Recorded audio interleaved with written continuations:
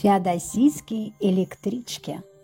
Это не просто транспорт, а особый способ увидеть Крым. Они неторопливо курсируют между побережьями и бескрайними степями, открывая пассажирам то лазурные морские дали, то золотистые холмы, то виноградники, убегающие к горизонту. Электрички идут медленно, зато можно рассмотреть старые полустанки, маяки, соленые озера и даже руины древних крепостей. Некоторые вагоны еще советские, с деревянными лавками и распахнутыми форточками, через которые врывается теплый ветер с ароматом полыни и моря. И всюду народный колорит. В вагонах едут дачники с корзинами фруктов, рыбаки с удочками, туристы с картами и, конечно, местные жители.